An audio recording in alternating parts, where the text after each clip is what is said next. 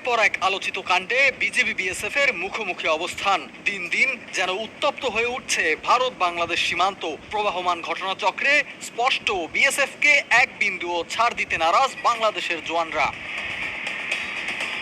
সম্প্রতি শেখ হাসিনা সরকারের পদত্যাগ ইস্যুর পর যেন নিজেদের ঘোল পাল্টে ফেলেছে বিজিবি। কিছুদিন আগেই সীমান্তে কাঁটাতারের বেড়া দিতে গিয়ে বিজিবির বাধার সম্মুখীন হয়েছিল বিএসএফ। এ সময় বিএসএফ দাবি করে সীমান্তে গরু পাচার ঠেকাতেই কাঁটাতারের বেড়া দিতে এসেছিল তারা। তারও কিছুদিন আগে 5 ভারতীয় নাগরিক জলসীমা লঙ্ঘন করে বাংলাদেশের সীমান্তে এলে তাদের আটক করে বিজিবি। এ সময় ভারত জানায় বোটের ইঞ্জিন বিকল হয়েই ভুল করে বাংলাদেশে প্রবেশ করেছে তারা। এ নিয়ে একাধিক পতাকা বৈঠকের পরেও তাদের ফেরত দিতে অস্বীকৃতি জানিয়েছে বাংলাদেশের সীমান্ত রক্ষীরা।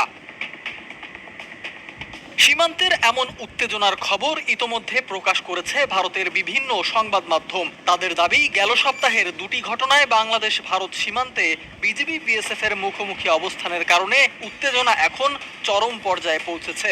ভারতের সাথে বাংলাদেশের প্রায় 4156 কিলোমিটার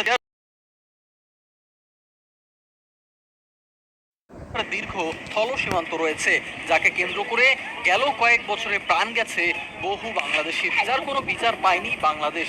এসব হত্যাকাণ্ডে তৎকালীন শেখ হাসিনা সরকারের নীরবতায় সীমান্ত হত্যা আরও উস্কে দিয়েছে বলে দাবি বিশ্লেষকদের।